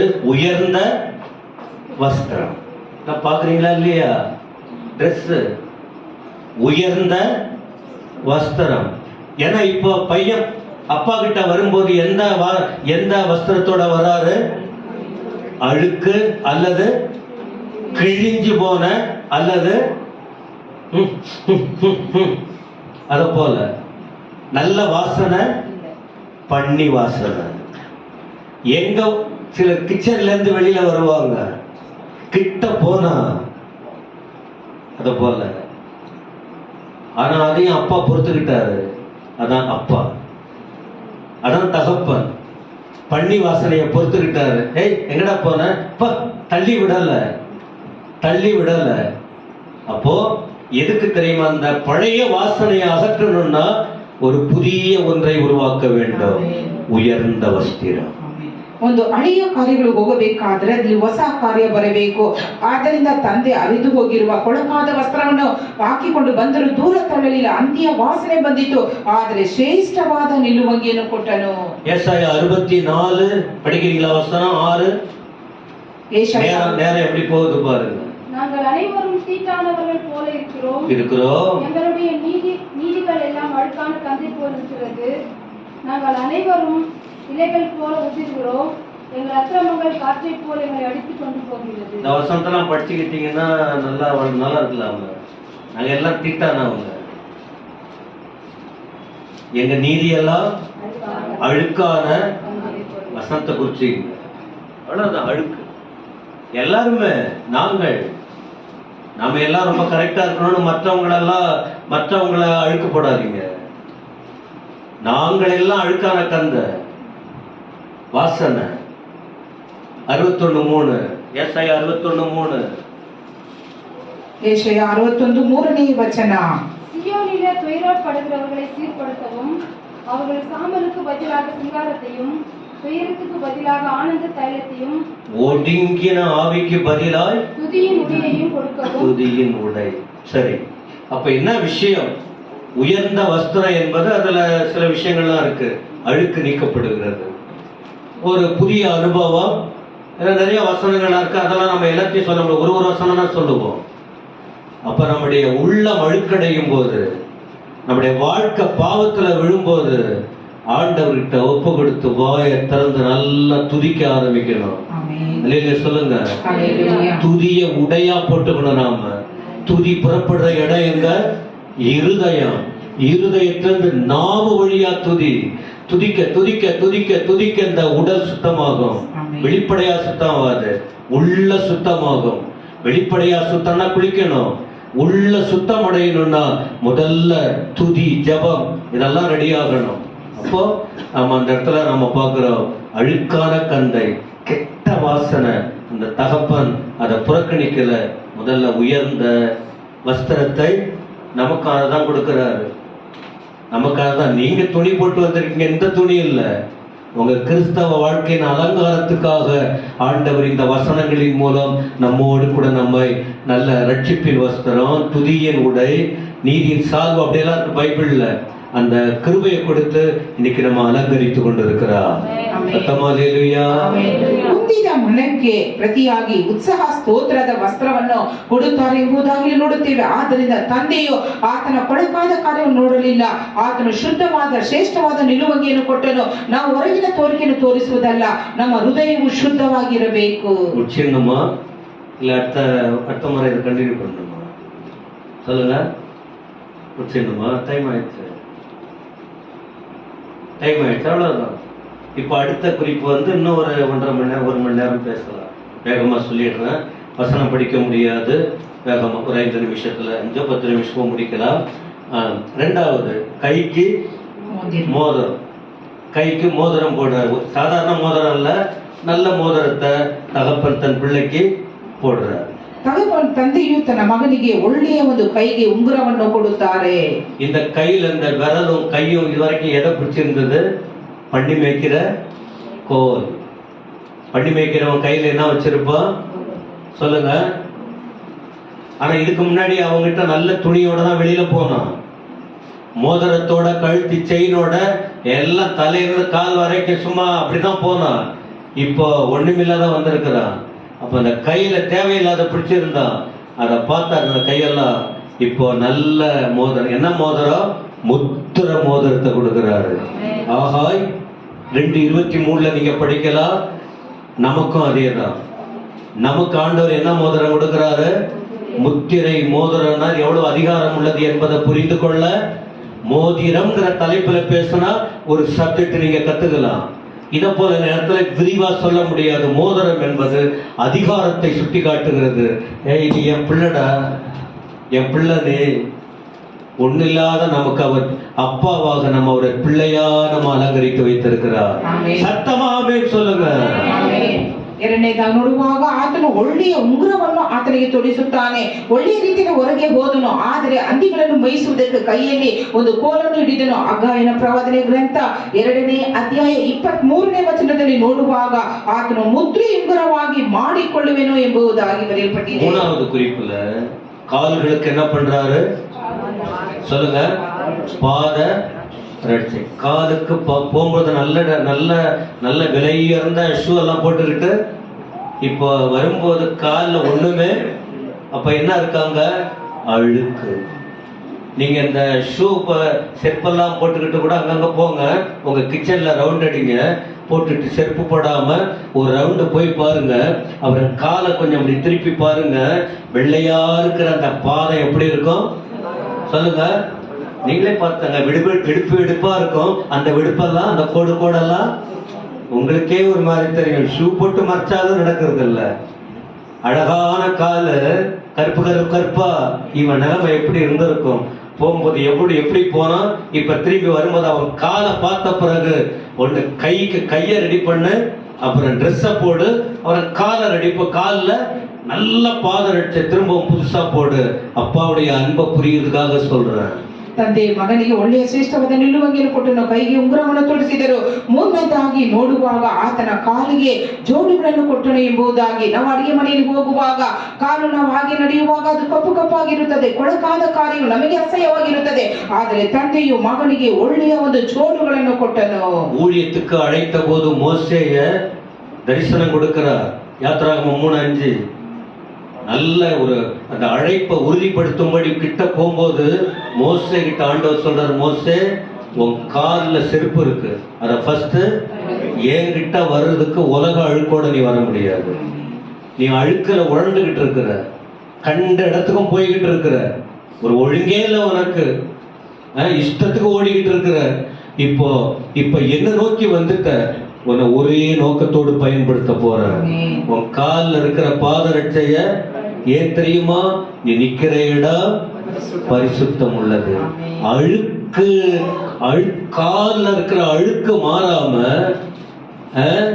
பரிசுத்த இடத்தின் அந்த தன்மையை உன்னால அனுபவிக்க முடியாது. பரிசுத்தம் வேணும்னா பாதரட்சை கழற்றி போட வேண்டும். சொல்லும் போதே சொல்ற, சர்ச்சுக்குள்ள வரும்போது ஒய்யாரமா ஷூயும் செருப்பையும், பெரிய சர்ச்சு போறாங்க, மற்ற நேரத்துல பரவாயில்ல, மற்ற நேரத்துல கூட ஷூ செருப்பெல்லாம் வெளியில போடணும். மேட்லாம் போட்டிருக்கோம்ல, ஒரு சுத்தம் தேவையில்ல, புரிஞ்சுங்க. நான் கண்ணால பாக்குறேன், அப்படியெல்லாம் இருக்கக்கூடாது. இப்போ ஒரு முறை கெஸ்ட்டுங்க வந்துடும், மற்றபடி உங்க வீட்டுல மட்டும் உள்ள செருப்பு போடக்கூடாது. சர்ச்சில் மட்டும் சின்ன குழு கொடுக்கிற, எப்போ இது ஞாபகம் இருக்கட்டும். மோசே ஆண்டவர் சொன்ன, கழட்டி போட்டுரு. நீ அதை கழட்டாம புதுசா உடுத்திக்கொள்ள பரிசுத்தம் வேணும்னா பழச தூக்கி எறி. ವಿಮೋಚನ ಕಾಂಡ 3:5 ದೇವರು ಅವನಿಗೆ, ನೀನು ಹತ್ತಿರ ಬರಬೇಡ, ನಿನ್ನ ಕಾಲಿನ ಕೆರಗಳನ್ನು ತೆಗೆದು ಹಾಕು, ನೀನು ನಿಂತಿರುವ ಸ್ಥಳವು ಪರಿಶುದ್ಧ ಭೂಮಿ ಎಂದು ಹೇಳಿದನು. எதுக்காக மோசே ஆண்டவர் அழைத்தார்? ஊழியம் செய்வதற்கு. ஆண்டவர் இந்த தகப்பன் எதை விரும்புறார் தெரியுமா? அதோ சர்ச்சில் இருக்கிற எல்லாரும் ஏதாவது ஒரு ஊழியம் செய்யணும். நான் சொல்லிட்டேன், டிடிஐ ஒழுங்காவா படிச்சீங்க, சத்தியத்தை கேளுங்க, சாட்சி சொல்லுங்க. அப்படி செஞ்சா உன் பாதத்துல பரிசுத்தம் கடந்து வரும், உன் பாதத்துல சமாதானம் கடந்து வரும். பாதத்துல அல்ல, தலை முதல் கால் வரைக்கும் சமாதானம், வெளியில அல்ல, உள்ளத்தில் சமாதானம், உள்ளத்தில் பரிசுத்தம். எபேசியர் 6:15 சத்தியத்தை சொல்றவனுடைய பாதம் அது அவ்வளவு சமாதானம் என்னும் ஆயத்தம் என்னும் பாதரட்சை. சமாதானம் உண்டு பண்ணுகிற ஆயத்தம் என்னும் பாதரட்சை. சமாதானம் மோசே கிட்ட பரிசுத்தம், இங்கே சமாதானம். ஏதாவது சமாதானம் வேணுமா, பரிசுத்தம் வேணுமா, ஏதாவது ஒரு ஊழியத்தை செய்யுங்க. ஊழியம் செய்யறவன் துணிகரமா பாவம் செய்ய முடியாது. பயந்து பயந்து பயந்து பயந்து வாழணும். சின்ன பிள்ளைங்க ஊழியத்தை செய்யுங்க, கிராம ஊழியத்துக்கு போங்க, ஜபக்குழு நடத்துங்க, கூப்பிட்டா கூட போங்க, முறுக்கிக்காதீங்க. ஆண்களும் அனுப்பி விடுங்க. வீட்டுல உட்கார்ந்தா பாவம் பண்ணுவாங்க, அவங்க டிவி பார்த்து கெட்டு போயிடுவாங்க, மற்ற இடத்துல போய் தப்பு பண்ணுவாங்க. சில நேரத்துல சாத்தான் கெடுப்பான். 2 பேர் போறீங்களா, யாரு போறாங்கன்னு கேளுங்க, உங்க கூட யாரு வர்றாங்கன்னு கேளுங்க. 2 பேர் போறீங்களா, தனியா போறியா? தனியா வேண்டாம், வேற யாராவது ஒருத்தவங்களை அழைச்சிட்டு போங்க. பெண்களை சொல்லுங்க, அனுப்பி விடுங்க. அவங்க வாழ்க்கை பரிசுத்தமா இருக்கும். அந்த பரிசுத்தம் உன் பிள்ளைகளுக்கு பாதுகாப்பா இருக்கும், உன் குடும்பத்துக்கு பாதுகாப்பா இருக்கும், உங்கள் வாழ்க்கையின் செழிப்புக்கு காரணமா காணப்படும். அப்படின்னு சொல்ல முடியுமா? ஏதாகிலும் ஒரு ஊழியம், முறுமுறுப்பில்லாத ஏதாகிலும் ஒரு ஊழியம் கர்த்தருக்கு மகிமையா செய்யுங்க. பாதரட்சியை போடுற ದೇವರು ಮೋಶೆಯನ್ನು ಸೇವೆಗಾಗಿ ಕರೆದರು. ಆದರೆ ಈ ದಿನಗಳಲ್ಲಿ ಸಭೆಯಲ್ಲಿರುವಂತಹ ಎಲ್ಲರೂ ಯಾವುದಾದ್ರೂ ಒಂದು ಸೇವೆಯನ್ನು ಮಾಡಬೇಕೆಂಬುದಾಗಿ ಎಫೆಸದವರಿಗೆ 6:15 ನೋಡುತ್ತೇವೆ. ಸಮಾಧಾನದ ವಿಷಯವಾದ ಸುವಾರ್ತೆಯನ್ನು ತಿಳಿಸುವುದರಲ್ಲಿ ಸಿದ್ಧವಾದ ಮನಸ್ಸೆಂಬ ಕೆರಗಳನ್ನು ಮೆಟ್ಟಿಕೊಂಡು ನಿಲ್ಲಿರಿ. இந்த 3 காரியமும் யோசேப்புக்கு கிடைச்சு போச்சு. எது? வஸ்திரம், மோதிரம், எல்லாமே யோசேப்புக்கு கிடைச்சிச்சு. உயர்ந்த இடத்துக்கு வந்துட்டார் யோசேப். 41-42 ஆதியாகமம் 41-42 யோசேப்பு. அதனால்தான் யோசேப்பு ராஜாவா மாத்தினாரு. உங்களை கர்த்தர் மேன்மைப்படுத்தணுமா, கோயிலுக்கு வந்து நீங்க குந்தி போக வேணாம். ஆலயத்துல வந்து அலசடிப்பட வேணாம். ஆண்டவர் அருமையான நிலையை நமக்கு வச்சிருக்கிறார். சின்னவங்க பெரியவங்க இல்ல, கர்த்தர் நம்ம அலங்கரித்துக் கொண்டிருக்கிறார். மேலான நிலைக்கு கொண்டு வர விரும்புகிறார். யோசேப்பின் தன்மையை புரிஞ்சுங்க. யோசேப்பு இங்கே சிறையில கிடந்தவன், அவமானப்பட்டவன். நாள் வந்தது, வெளியே கொண்டு வந்தார். அவனுக்கு என்ன மேன்மை கிடைச்சது பாருங்க. நான் சொன்ன அந்த பாதரட்சைகள், அந்த உயர்ந்த வஸ்திரம், அந்த மோதிரம், இன்னொரு ராஜா அவனுக்கு போட்டு எவ்வளவு அலங்கரித்ததை அந்த வசனம் குறிப்பிடு. நேரம் இல்லாதனால, இல்லைன்னா நான் சொன்ன ஒரே குறிப்புல 1.5 மணி நேரம் பேசிட்டு போயிடலாம். கொஞ்சம் கூடுதலா வார்த்தை உங்களுக்கு வேணும்னு பேசிக்கிட்டு இருக்காரு. ಆದಿಕಾಂಡ 42 ವಚನದಲ್ಲಿ ನೋಡುತ್ತೇವೆ, ಯೋಸೇಫನ ಒಂದು ಜೀವಿತ ಯಾವ ರೀತಿ ಇತ್ತು. ಸೆರೆಮನೆಗೆ ಹೋದರು, ಅನೇಕ ಕಷ್ಟ ಅನುಭವಿಸಿದರು, ಆದರೆ ದೇವರಿಗೆ ನಂಬಿಕಸ್ಥನಾದದರಿಂದ ಅರಸನು ಯಾವ ರೀತಿಯಲ್ಲಿ ಹೀಗೆ ಹೇಳಿದ ಪ್ರಕಾರವಾಗಿ ಆತನು ಒಳ್ಳೆಯ ವಸ್ತ್ರವನ್ನು, ಶ್ರೇಷ್ಠವಾದ ನಿಲುವಂಗಿಯನ್ನು ಕೊಟ್ಟನು, ಕೈಗೆ ಉಂಗುರವನ್ನು ಕೊಟ್ಟರು, ಕೊರಳಿಗೆ ಚಿನ್ನದ ಸರಪಣಿಯನ್ನು ಹಾಕಿದರು ಎಂಬುದಾಗಿ ನಾವು ಓದುತ್ತೇವೆ. 23 வசனம், கொழுத்த கன்றை கொண்டு வந்து அடியுங்கள், நாம் புசித்து சந்தோஷமாய் இருப்போம். அன்பின் விருந்து, அன்பின் விருந்து. அன்புக்கு பின்னால ஒரு நல்ல சந்தோஷமான விருந்து இருக்கும். அன்பு அதிகரித்தால் நல்ல சாப்பாடெல்லாம் செஞ்சு கொடுப்பாங்க. அன்பு இல்லைன்னா காஞ்சி போன சப்பாத்தி எடுத்து வச்சுட்டு, ஏதோ நேற்று ராத்திரி இருக்கிற கத்திரிக்காய் குழம்பு, ஒரு கத்திரிக்காய் எடுத்து நேற்று செஞ்சோம், யாரு வந்தாலும். அன்பு இருந்ததுன்னா செலவை யோசிக்க மாட்டாங்க, கடின உழைப்பை யோசிக்க மாட்டாங்க, நாம நல்லா பண்ணணும்னு யோசிப்பாங்க. அதனால எனக்கு நீங்க ஒண்ணும் கொடுக்க வேணாம், அவர் தான் உங்களுக்கு கொடுத்துக்கிட்டு இருக்காரு. சொல்லுங்க, அவர் தான் நம்ம வித்தியாசமா நம்மை அற்புதமா நடத்திக்கிட்டு இருக்கிறாரு. 4ನೇದು ಪ್ರೀತಿಯ ಹಬ್ಬ ಅಥವಾ ಔತಣ ಎಂಬುದಾಗಿ 23ನೇ ವಚನ, ಕೊಪ್ಪಿಸಿದ ಕರುವನ್ನು ತಂದು ಕೊಯ್ಯಿರಿ, ಹಬ್ಬ ಮಾಡೋಣ, ಉಲ್ಲಾಸ ಪಡೋಣ. பிரித்தெடுக்கப்பட்டவர்களை ஆண்டவர் அழைத்தார். லூக்கா 22:7-8 வசனம். லூக்கா 22:7-8 நம்ம பஸ்காவை புசிக்கணும். இது பரலோக தொடர்புடையது. இதை சீக்கிரம் ரெடி பண்ணணும். அங்க ஆயத்தப்படுத்தினாங்க, பஸ்காவை கொண்டாடினாங்க. அது ஒரு விருந்து. அதாவது பரலோகத்துக்கு போவதற்கு ஒரு பரிசுத்த பந்தி என்கிற விருந்தை கடைபிடிக்கும்படி ஆண்டவர் சீசர்களுக்கு சொல்லி அந்த ஐக்கியத்தை ಕೈ ಕೊಂಡಾர்கள். ಲೂಕನ ಬರೆದ ಸುವಾರ್ತೆ 22:7-8 ವಚನವನ್ನು ನೋಡುತ್ತೇವೆ. ಅಲ್ಲಿ ಒಂದು ಹಬ್ಬವನ್ನು, ಪಸ್ಕ ಹಬ್ಬವನ್ನು ಆಚರಿಸಿದರು ಎಂಬುದಾಗಿ ನೋಡುತ್ತೇವೆ.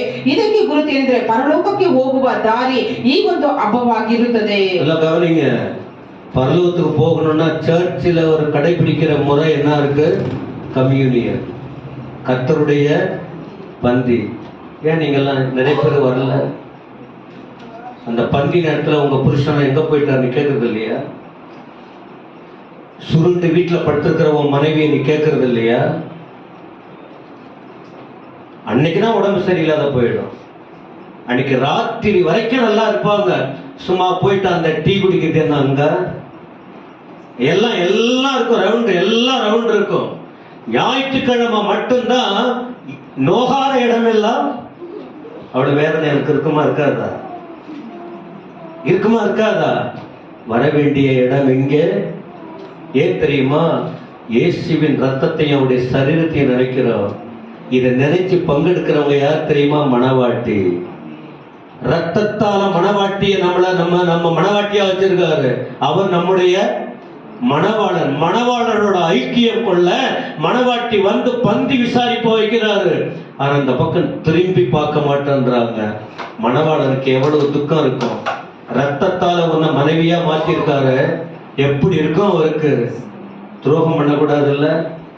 அன்பை கொடுத்த புருஷனுக்கு துரோகம் பண்ணலாமா? கோயில விடுறவங்க துரோகம் பண்றாங்க, பந்தியில பங்கெடுக்காதவங்க கர்த்தருக்கு துரோகம் பண்றாங்க, வசனத்துக்கு துரோகம் பண்றாங்க, பரலோகத்துக்கு துரோகம் பண்றாங்க. இந்த செயலில ஈடுபடக்கூடாது.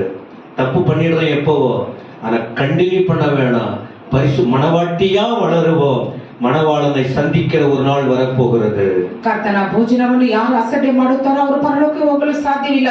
ದೇವರಿಗೂ ದೇವ ಸಭೆಗೂ ನಾವು ದ್ರೋಹ ಮಾಡುವವರಾಗಿರುತ್ತೇವೆ. ಯೇಸು ಸ್ವಾಮಿ ತನ್ನ ರಕ್ತವನ್ನು ಸುರಿಸಿದ ನಾವು ಮೊದಲಗಿತ್ತಿಯರಾಗಿದ್ದೇವೆ. ಆತನು ಮೊದಲಿಗನಾಗಿರುವುದರಿಂದ ನಾವು ಆತನಿಗೆ ದ್ರೋಹ ಮಾಡಬಾರದು. ஆகாயத்துல போயிட்டு நாம விருந்துல பங்கெடுக்க போறோம். சர்ச்சுக்குள்ள பங்கெடுக்காதவங்க மத்திய ஆகாயத்துல போயிட்டு ஆட்டுக்குட்டியானவர் கல்யாணத்துல பங்கு கொள்ள முடியாது. வீட்டுல போய் படிங்க, நேரம் இல்ல. அதான் சொல்றேன், எனக்கு நான் நினைக்கிறேன் 2 மணி நேரம் பேசணும் போல் இருக்கு. தமிழ்நாட்டுல அப்படிதான் பண்றாங்க. அவங்க ஒண்ணு யோசிக்கிறதே இல்லை, சந்தோஷமா கேட்பாங்க. ஆனா நாம அப்படி எடுக்க முடியாது. வசனம் அப்படி இருக்கு. வெளிப்படுத்தின விசேஷம் 19ஆம் அதிகாரத்துல, வெளிப்படுத்தல் 19 7-9 நாமெல்லாம் அங்க போயிட்டு சாப்பிட போறோம். சாப்பாடுனா என்ன? ஆட்டுக்குட்டியானவர் யாரு? அவர் தான் மணவாளன், அவர் தான் இயேசு. இயேசுவோட போய் அங்க இருக்க போறோம். அங்க போகணும்னா சர்ச்சுக்குள்ள ஞானஸ்நானம் எடுக்கணும், இங்க பந்தியில பங்கெடுக்கணும், பரிசுத்தமா இருக்கணும், ஆயத்தமாகணும். அப்பதான் ஆண்டவர் வரும்போது அங்க போக முடியும், அவரோட அங்க இருக்க முடியும். இதை எழுந்துடக்கூடாது யாரும். சும்மா கேர்லெஸ்ஸா நினைச்சுக்காதீங்க. அந்த ஐயா அப்படிதான் சொல்வாரு, நாமெல்லாம் அப்படியெல்லாம் இருக்க முடியாது. எதையுமே கவலையினமா எடுத்துக்காதீங்க. நாளுக்கு நாள் கருத்தோடும் பயபக்தியோடும் நாம மற்றவன் கெட்டு போய் அலையிறா, நீங்க அதை பார்க்காதீங்க. உங்களை நீங்கள் காத்துக்கொண்டு ஒருபடி மேலே வருவதற்கு முயற்சி பண்ணுங்க. ಆದರೆ ನಾವು ಯೇಸು ಸ್ವಾಮಿಯ ಜೊತೆಲಿ ಹೋಗಬೇಕಾದ್ರೆ, ಮಧ್ಯ ಆಕಾಶದಲ್ಲಿ ಹೋಗಬೇಕಾದ್ರೆ, ನಾವು ಯಜ್ಞದ ಕುರಿಯಾದತನ ವಿವಾಹದಲ್ಲಿ ಪಾಲುಗಾರರಾಗಬೇಕಾದ್ರೆ, ಇಲ್ಲಿ ನಾವು ರಕ್ಷಣೆ ಹೊಂದಿ ದೀಕ್ಷಾಸ್ನಾನ ತೆಗೆದುಕೊಂಡು ಕರ್ತನ ಭೋಜನದಲ್ಲಿ ಪಾಲುಗಾರರಾಗುವುದಾದರೆ ಮಾತ್ರ ಆ ವಿವಾಹದಲ್ಲಿ ನಾವು ಆತನೊಟ್ಟಿಗೆ ಇರಲು ಸಾಧ್ಯ. 5 இந்த ஒரு குறிப்பை ஒரு 2 நிமிஷத்துல முடிச்சிடலாம். 10 நிமிஷம் 15 நிமிஷம் பேசலாம். ஏன்னா ஆண்டுடைய வார்த்தை பேச பேச பேச அதுக்குள்ள என்னது ஊற்று போல. ஏன்னா இது வெறும் வார்த்தை இல்ல, இது பிரிண்ட் பண்ணப்பட்ட அச்சடிக்கப்பட்ட பைபிள் இல்ல. இதுக்குள்ள ஆண்டுடைய உயிர் இருக்கு, இதற்குள்ள ஆண்டுடைய ஜீவன் ஓடிக்கிட்டு இருக்கு. இதை படிக்க படிக்க தோண்ட தோண்ட தோண்ட வந்துகிட்டே இருக்கும். அதனாலதான் மேடையில் ஆண்டவர் பேசுவார். அதுக்குதான் நீங்க ஆயத்தமா தான் மன்னா இதான் ஆண்டவர் விட்டு கொடுக்கிறது. இதுல வாஞ்சியா நீங்கள் கேட்டு கற்றுக்கொண்டால் எவ்வளவு சந்தோஷமா இருக்கும். அல்லேலூயா சொல்லுங்க. அதுக்குதான் உங்களை வர சொல்றோம். ಸ್ತೋತ್ರ. ನಾವು ಬರೀ ಇದು ಮುದ್ರಿತವಾದ ಪೇಪರ್ ಎಂಬುದಾಗಿ ತಿಳಿದುಕೊಳ್ಳಬಾರದು. ದೇವರ ಜೀವವು ಈ ವಾಕ್ಯದಲ್ಲಿ ಇದೆ. கடைசி என்ன தெரியுமா? அன்பின் அறிக்கை. அன்பின் அறிக்கை. என்ன அறிக்கை? 24ஆம் வசனம். 5ನೇದಾಗಿ ಪ್ರೀತಿಯ ಘೋಷಣೆ ಅಥವಾ ಅರಿಕೆ ಎಂಬುದಾಗಿ 24ನೇ ವಚನ. என் குமாரனாகிய இவன் மரித்தான், திரும்பவும் உயிர்த்தான், காணாமற் போனான், திரும்பவும் காணப்பட்டான் என்றான். அப்படியே அவர்கள் சந்தோஷப்பட தொடங்கினார்கள். துக்கம் இருந்த இடத்தில் இப்போது சந்தோஷம் வருகிறது. ಇಲ್ಲಿ ನಾವು ನೋಡುತ್ತೇವೆ, ಆತನು ಈ ನನ್ನ ಮಗನು ಸತ್ತವನಾಗಿದ್ದನು, ತಿರುಗಿ ಬದುಕಿ ಬಂದನು, ಪೋಲಿ ಹೋಗಿದ್ದನು, ಸಿಕ್ಕಿದನು ಎಂದು ಹೇಳಿದನು. மரித்தான், உயிர்த்தான். தகப்பனே அறிக்கையிடுகிறார். தகப்பனே சொல்றார், இவன் மரிச்சிட்டான், ஆனா இப்ப உயிர்ப்பிட்டான். என்ன மரிச்சா? எபேசியர் 2:1. அக்கிரமத்துல பாவத்துல அவன் செத்து போன விசுவாசிகள்லாம் செத்து போயிட்டாங்க. ஆனா இப்ப ஆண்டவருக்குள்ள வந்ததுனால அவங்க என்ன பண்ணாங்க? உயிர்ப்பிக்கப்பட்டார்கள். அக்கிரமத்திலும் பாவத்திலும் இருந்தவர்களை கர்த்தர் என்ன செய்தார்? உயிர்ப்பித்தார். இப்ப இவங்க உயிர்ப்பிக்கப்பட்டாங்க. அதனால்தான் திரும்ப ஆண்டவர் நம்மளை உயிர்ப்பிச்சுட்டாரு. திரும்ப நாம போய் மாட்டிக்கொள்ள கூடாது. அதனால்தான் நாம சொல்லிக்கொண்டே இருக்கிறோம். ತಂದೆಯು ಮಗನನ್ನು ಕುರಿತು ಅರಿಕೆ ಮಾಡುತ್ತಾರೆ, ಈತನು ಸತ್ತವನಾಗಿದ್ದನು, ತಿರುಗಿ ಬದುಕಿ ಬಂದನು. ಎಫೆಸದವರಿಗೆ 2:1 ನೋಡುತ್ತೇವೆ, ಆತನು ಅಪರಾಧಗಳ ಮತ್ತು ಪಾಪಗಳ ದೆಸೆಯಿಂದ ಸತ್ತವನಾಗಿದ್ದ ನಿಮ್ಮನ್ನು ಸಹ ಬದುಕಿಸಿದನು ಎಂಬುದು. ஏசாயா 1:18. உங்க பாவம் சிகப்பா இருக்கும், எப்படி இருக்கும்? அதை வெண்மையாய் மாற்ற ஆண்டவர் வல்லவராய் இருக்கிறார். எங்க? அவர்கிட்ட வந்த பிறகு. அவர்கிட்ட வந்துடணும். தெரியாத தம்மடிச்சிட்ட, கடைசி வரைக்கும் ஒளிஞ்சி அலையாத, வந்து விழுந்துடு, நீ அதை விட்டுடு. உன் பாவத்தை கர்த்தர் மன்னிக்க வல்லவராய் இருக்கிறார். அதே போலதான் எல்லா பாவமும் அவ்வளவுதான். அப்பா கிட்ட வந்து அப்படியே விழுந்துடு, இறுக கட்டி பிடிச்சுக்குவாரு. அவர் எல்லாத்தையும் மன்னிச்சிருவார், அவர் பிடிச்சிக்குவார். எத்தனை பேருக்கு விளங்குது? எவ்வளவு அருமையான தேவன். அன்றைக்கு அந்த தகப்பன் எவ்வளவு நல்ல தகப்பன். இன்றைக்கு நம்முடைய தேவன் அன்று இன்றும் எவ்வளவு நல்ல தேவன். அல்லேலூಯಾ. ಯೆಶಾಯ 1:18 ನೋಡುತ್ತೇವೆ, ನಿಮ್ಮ ಪಾಪಗಳು ಕಡು ಕೆಂಪಾಗಿದ್ದರು ಹಿಮದ ಹಾಗೆ ಬಿಳುಪಾಗುವವು, ಕಿರಿ ಮಂಜಿ ಬಣ್ಣವಾಗಿದ್ದರು ಉಣ್ಣೆಯಂತೆ ಬೆಳಗಾಗುವುದು ಎಂಬುದಾಗಿ. அப்புறம் காணாமற் போனான், கண்டுபிடிக்கப்பட்டான். இவன் காணாம போயிட்டான், ஆனா யாரும் போய் கண்டுபிடிக்கல. அந்த தகப்பனுடைய அன்பின் ஏக்கம் அவனை திரும்ப அங்க கொண்டு வர செய்தது. அந்த தகப்பனுடைய அன்பின் ஏக்கம் எங்கேயோ இருந்தவனை திரும்பவும் அதே இடத்திற்கு கொண்டு வர செய்தது.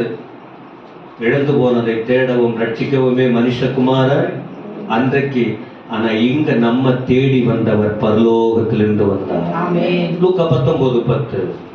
ಓಡಿ ಹೋಗಿದ್ದನು ಸಿಕ್ಕಿದನು ಎಂಬುದಾಗಿ ತಂದೆ ಹೇಳುತ್ತಾರೆ.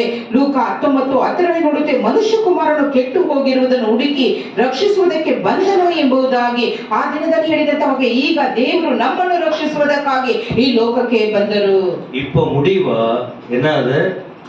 சந்தோஷம். இந்த துவக்கம் பாருங்க, இந்த இளையகுமாரனின் துவக்கமே வேதனை. ஆனா இப்ப அந்த சப்ஜெக்ட் முடியும் போது என்னது? சந்தோஷம். மனுஷன் கெட்டு போறவன் வர வேண்டிய இடத்துல வந்து வாழ்க்கை ரெடி ஆயிட்டா முடிவிலே கிடைக்கக்கூடியது எது? துக்கத்தோடையே வாழணுமா, சந்தோஷத்தோட வாழணுமா? சொல்லுங்க. சந்தோஷம் தேவனால் கொடுக்கக்கூடியது. இந்த பூமியில நமக்கு பல வழி வச்சிருக்காரு. கடைசியா என்றென்றும் இப்ப திரும்ப இந்த இளையகுமாரன் தகப்பனை விட்டு போயிருப்பானா? இவ்வளவு லெசன் கத்துக்கிட்ட பிறகு, இத்தனை பாடம் கத்துக்கிட்ட பிறகு இவன் விலைக்கு போயிருப்பானா? அப்போ தகப்பனோடையே தங்கிட்டா. நமக்கு ஆண்டவர் பரலோகத்தை வச்சிருக்காரு, நிரந்தரமான இடம். அங்கே ரோமர் 14:17 இங்க இருக்குதா? படிங்க, அந்த வசனத்தை படிங்க. ರೋಮಾಪುರದವರಿಗೆ ಬರೆದ ಪತ್ರಿಕೆ 14:17 ವಚನ. தேவனுடைய ராஜ்யம் புசிப்பும் குடிப்பும் அல்ல, அது நீதியும் சமாதானமும் பரிசுத்த ஆவியினால் உண்டாகும் சந்தோஷமாயிருக்கிறது. ಯಾಕೆಂದರೆ ತಿನ್ನುವುದು ಕುಡಿಯುವುದು ದೇವರ ರಾಜ್ಯವಲ್ಲ, ನೀತಿಯು ಸಮಾಧಾನವು ಪವಿತ್ರಾತ್ಮನಿಂದಾಗುವ ಆನಂದವೂ ಆಗಿದೆ. தேவராஜ்யம் வெறும் சாப்பாடு மட்டும் இல்ல, வெறும் குடிக்கிறது மட்டும் இல்ல. அங்க என்னன்னா இருக்கு? நீதி, சந்தோஷம். நீதி, சமாதானம், சந்தோஷம். இதுக்குதான் கர்த்தர் நம்மளை ரெடி பண்றாரு.